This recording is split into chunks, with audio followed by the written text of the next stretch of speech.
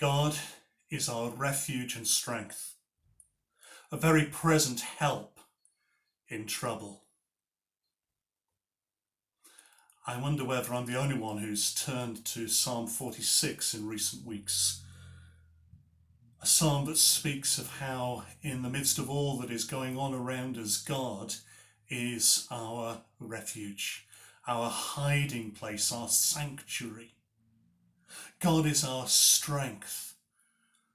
God is the one who gives us what we need to cope with today and tomorrow. And therefore, we will not fear. These are times when we are struggling with so many emotions: fear, isolation, loneliness, concern about what will happen next, worries that we will go too fast looking for solutions, worries that we will never go fast enough. In the midst of it all, Psalm 46 reminds us that God is our refuge and strength. We very often read this psalm at Remembrance Sunday.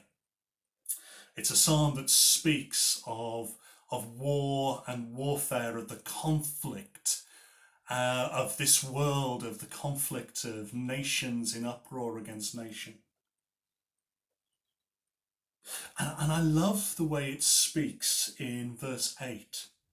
Come, behold the works of the Lord. See what desolations God has brought on the earth. What desolations are we expecting? Is it suggesting that it's God that brings this warfare? Is it suggesting that it's God that brings this chaos? Is it suggesting that it's God who brings diseases like COVID-19? No. Psalm 46 is telling us that the sort of desolations that God brings are entirely opposite to the desolations that we cause.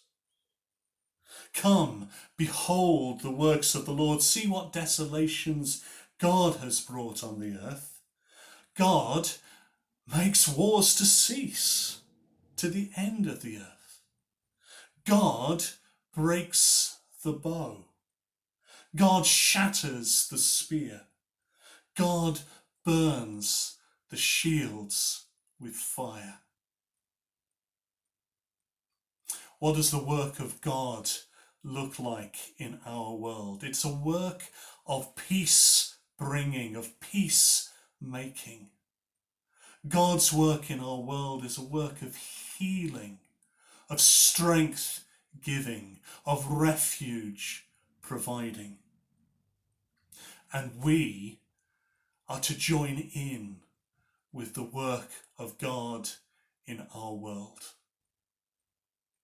One of the most moving bits of video that I've seen this week, and like many of you, I'm spending far too much time watching screens and media and social media. But it was a simple little clip from somewhere in India of a BBC journalist, an Indian BBC journalist, who was interviewing migrant workers as they were struggling to get back home to their communities, to their villages. And during this clip, he notices that the man he's interviewing doesn't have any shoes. And so, I don't know what language it's being spoken in, I don't know what words were said, but you see the journalist simply taking his shoes off and giving them to the man who had none. That's the sort of desolation that God brings in the earth. That's the sort of act that God brings in times of chaos and trouble. God inspires us to do good, to give generously, to be good neighbours. And I don't know what inspired that man. His Twitter profile suggests that he is a man of faith. He is a Sufi, a Muslim. But something moved him in seeing the need of someone else. Something moved him to join in the work of making this world a better place, not making it worse. Come, behold the works of the Lord. And remember how this psalm ends. Be still.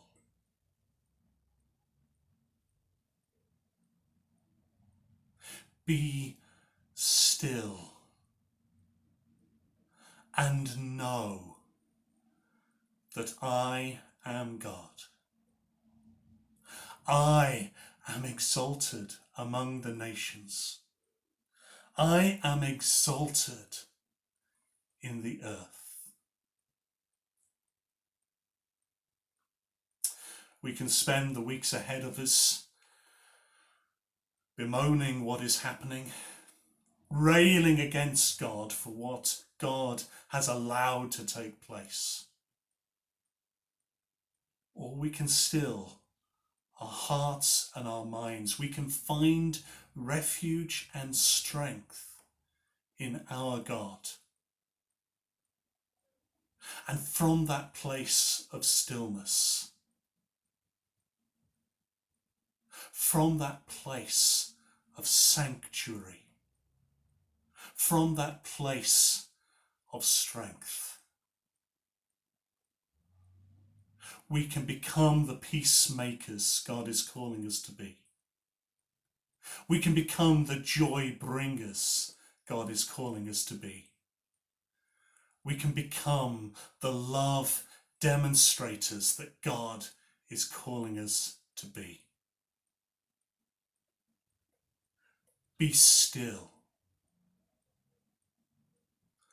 God is our refuge and strength. Be still.